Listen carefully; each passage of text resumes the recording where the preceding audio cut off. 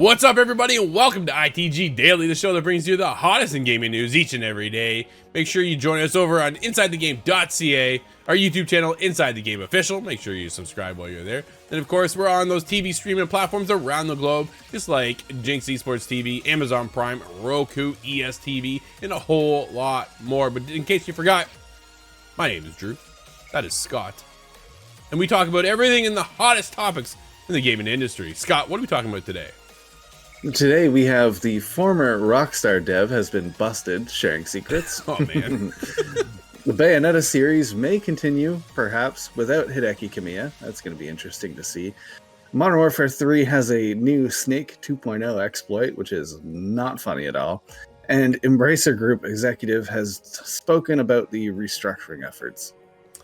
Man, Embracer Group, I tell you. The exciting part today, though, is definitely the Rockstar insight. Man, you don't see these kind of topics come up. You don't see developers talk about games in this light. Agent, rest in peace. Let's talk about it, Scott. Rockstar, Agent, will we ever see it? Scott, it's always nice to see the inside of the industry once in a while, because former Rockstar dev was shut down after sharing some secrets. Grant Taylor Hill over at Insider Gaming. For the last few days, Grand Theft Auto fans the world over have been reveling in the amount of information being shared by Ob Vermeij, a former Rockstar North developer who worked on GTA 3, Vice City, San Andreas, GTA 4, and some of the various spin-off titles associated with those games. He left Rockstar North in 2009, and in the last week or so, took to the internet to share stories and long-lost secrets about the development of these games. Unfortunately, Rockstar North has caught up with Vermeij and informed him that he must stop writing blog posts about his escapades. Well, dude, this sucks. Which have included features that never saw the light of day, having certain games came to be, and technical side of how certain elements like cheat codes actually work. Vermeij was a fountain of knowledge for all of about a week, telling us insider stories about some of our all-time favorite games, including the Grand Theft Auto San Andreas. He tells his tellings reveal a side of the development story that we rarely see, but it proved to be too much for Rockstar North. It seemed that the straw broke the camel's back was the reveal of a zombie survival game that Rockstar Games was working on back in the 2000s. It was a complete diversion at that point from what Vermeij had been discussing thus far, and it was likely a step too far for Rockstar North. Gave me a Grand Theft Auto Survive is what that makes me think of. Well, yeah, I think that's it, right? In his latest and last blog post, Vermeij explained that he'd been shut down. I got an email from Rockstar North. Apparently, some of the OGs there were upset by my blog.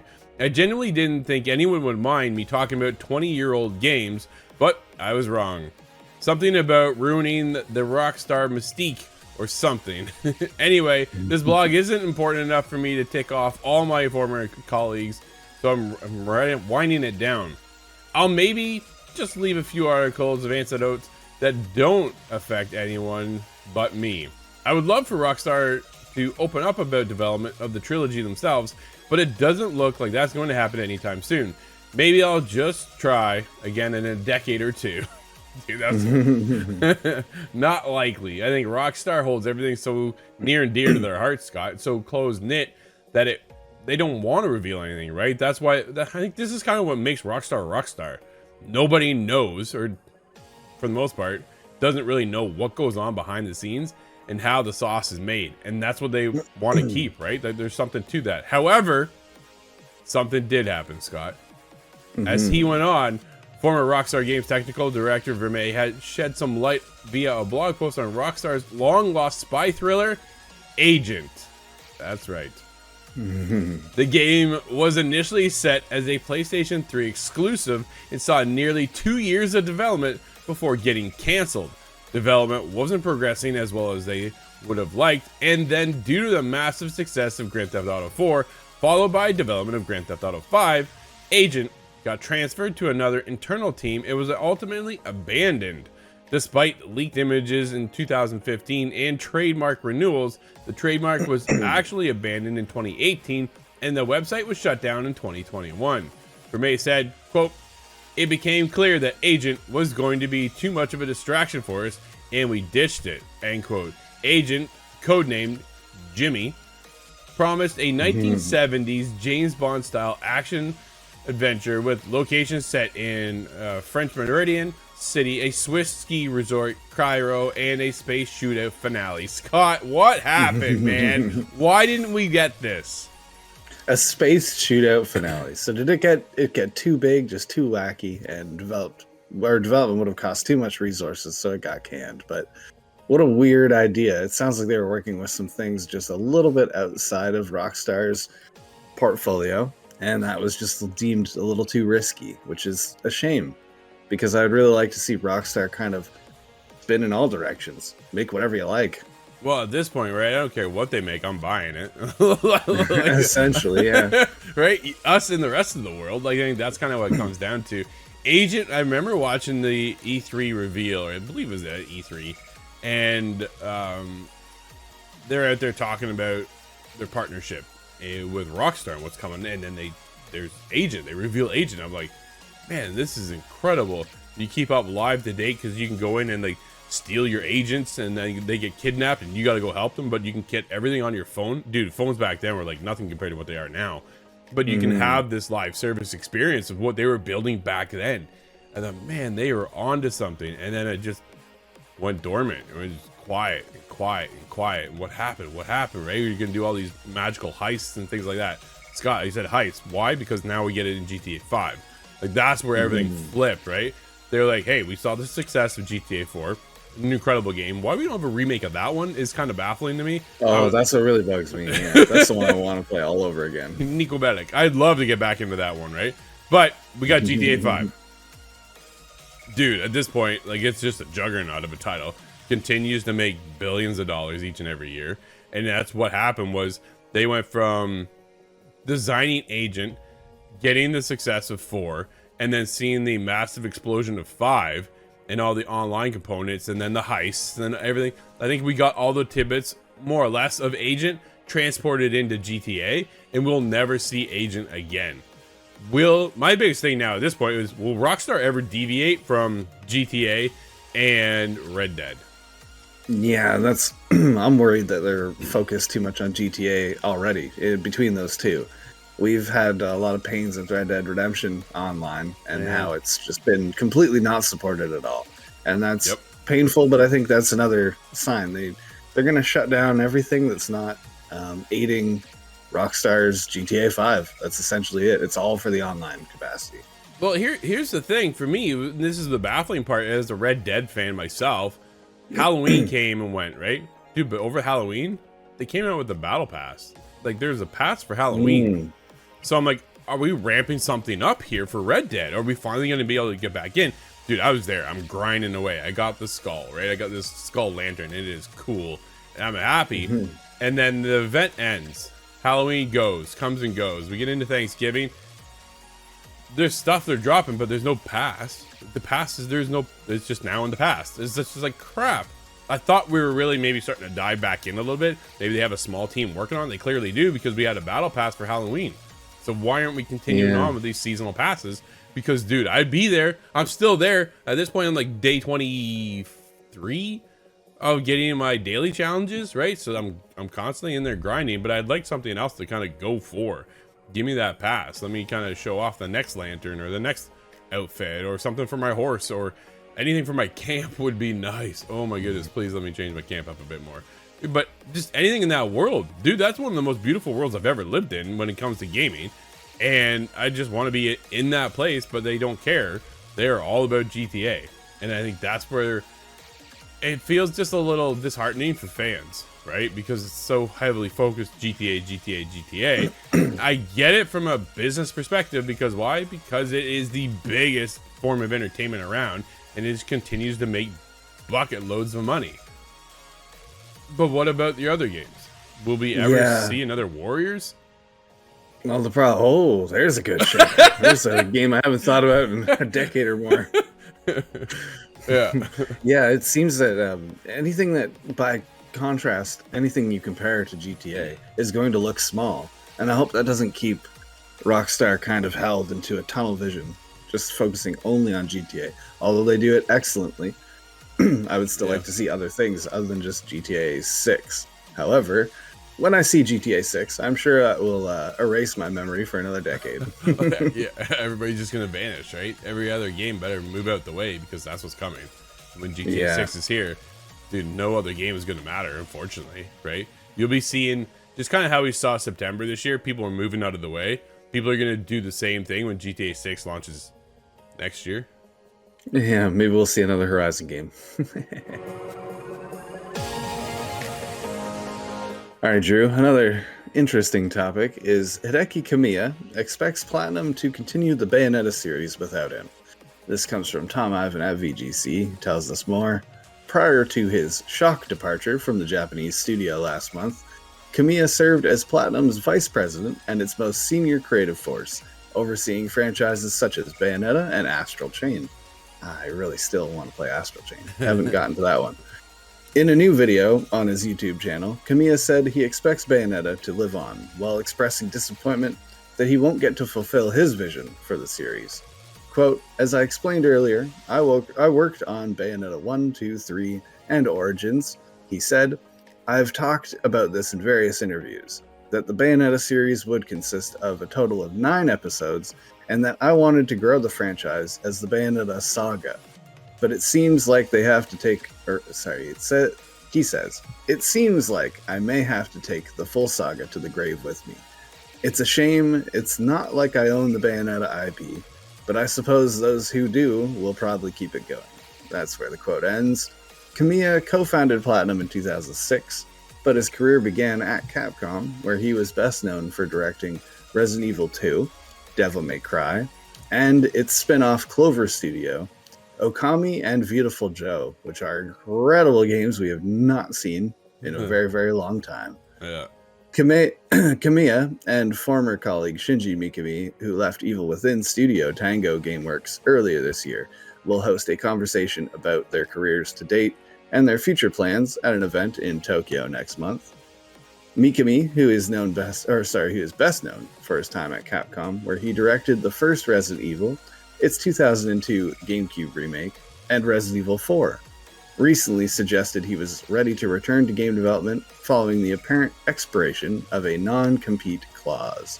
So it seems that we have 2 major players in the industry that are getting together after years and years of working on incredible IPs.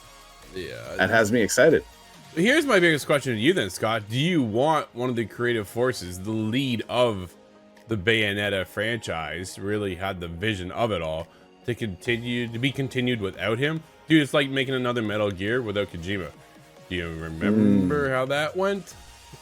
Oh, yeah, it's a painful situation there, and I see an issue with that.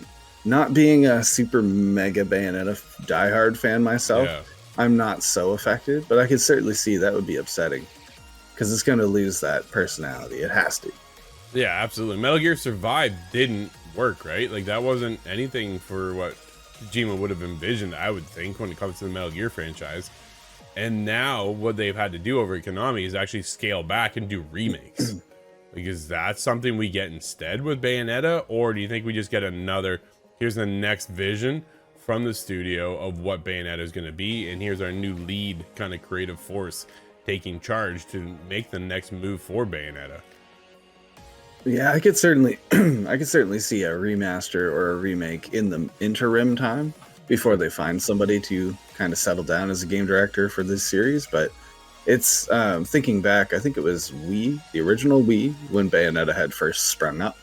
That would certainly be long enough for a remake. Certainly would. If we're getting the remastered of The Last of Us Part 2, I'm sure they can remake Bayonetta 1, no problem. That's what I'm hoping. Scott, players will always find one way or another to kind of mess with games, and well, Modern Warfare 3 is no different. The developer is investigating an exploit that lets players sprint while lying prone. Chris Scullion over at BGC. Dude, scratch my head, man. Call of Duty Modern Warfare 3 developer Sledgehammer Games says it's investigating a new exploit called Snake 2.0. The exploit lets players sprint while lying in the prone position on the floor. This gives players a clear advantage because it lets them travel around the map quickly while being much harder to shoot because they are smaller. A lower target. Wow. Scott, have you seen this yet? I haven't actually seen footage of this happening, but I can imagine, and I lived through the crab walking era in Gears of War. It got a little wacky. That's you know, there's always something, right? Players can find a way to break things within the game, and at least, you know, they're working on it, the team over there, and they'll hopefully figure it out soon.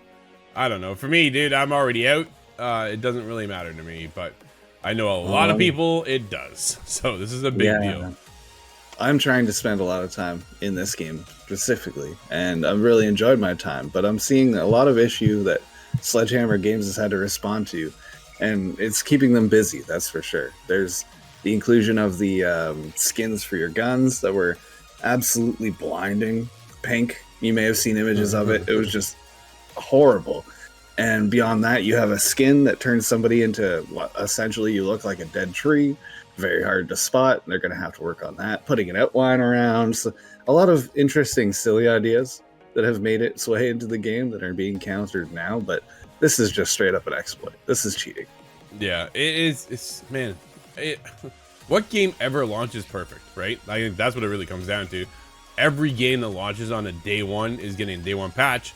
And then from there, they themselves, like Sledgehammer and every other studio, can only do so much until some player comes along and just breaks it on them and go, man, we never even thought of that. Like, how did you pull that off, right?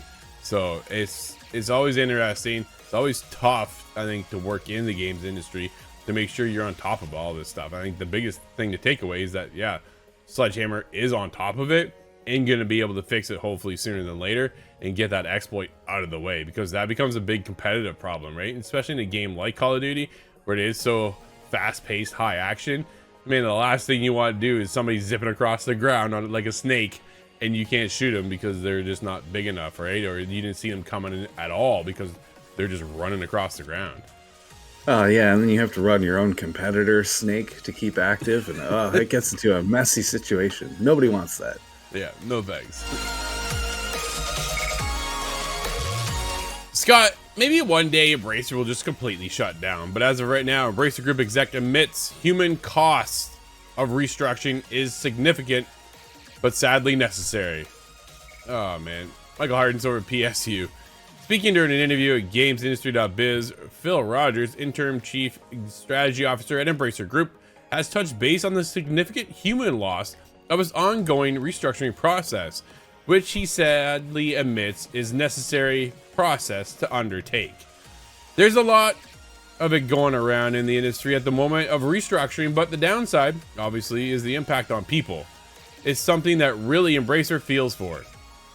It's been an agonizing process to see the sort of headcount restructuring, obviously, but we know it's a necessary thing for us to hit our new and needed goals. So overall, good progress, and we push on. Oh man. Scott, that is one of the coldest ways of looking at it, I think. Isn't it? Man, guess what, buddy? Like, we're all gonna die at some point too. That's, I guess, just necessary. Like, it's just what a weird way to take an approach on this, to even talk about it in this way. Like, you are messing with people's lives, and it almost feels like they just don't care.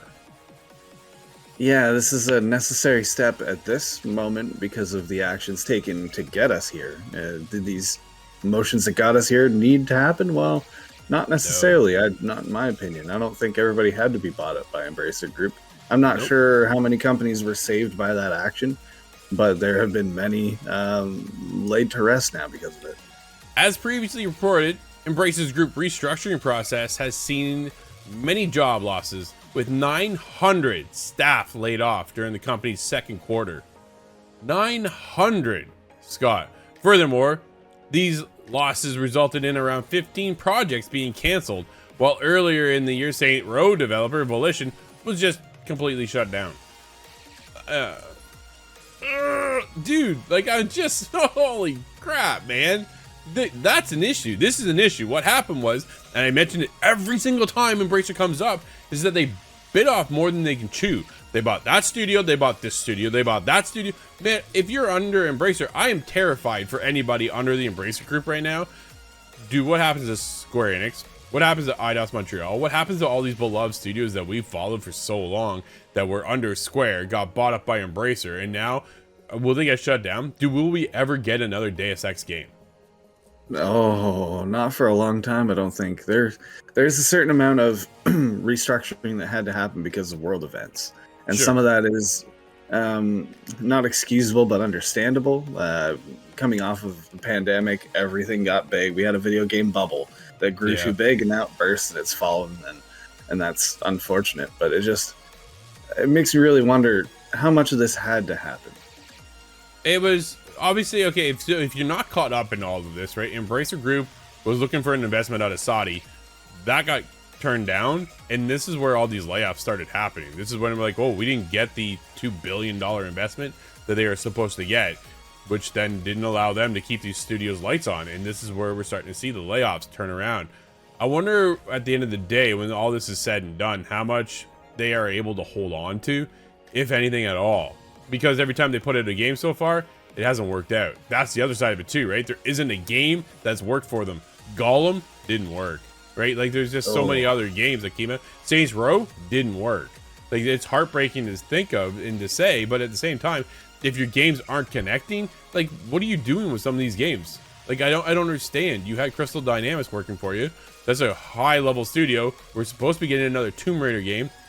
Tomb Raider has done well in the past, but it's never taken the top charts, right? Like, you know what I mean? Like, it's never been that Nathan Drake experience that people all clamoring for on Naughty Dog, right? You don't get the Uncharted, oh my goodness, or the Last of Us, oh my goodness, God of War. It's not up at that level. Very, very talented people, and I don't doubt that they can achieve that, but we've never seen those numbers hit that. Every time Square Enix ever announced something, is, well, I didn't hit our expectations. Granted, I think Square Enix expectations are just been out to lunch anyways, but at the same time, Embracer's got to figure this out and make sure that whatever they're crafting over there is a AAA, high-level, high-hitting game that is going to blow the socks off of people. And they're just not doing that. And that's one of the other reasons why you're seeing all this shut down.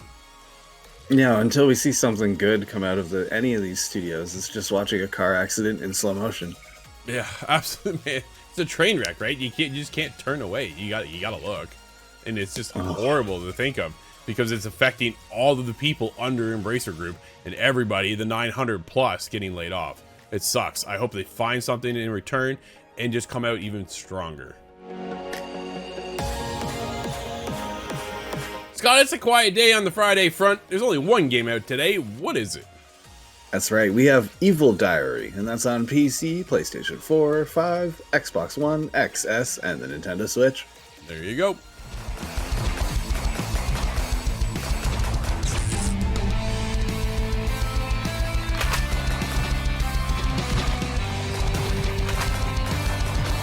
And that'll wrap up today's show, everybody. Thank you so much for hanging out with us. This has been ITG Daily, the show that brings you the hottest in gaming news each and every day. We'll be back again soon. Until then, I'm Drew, that's Scott.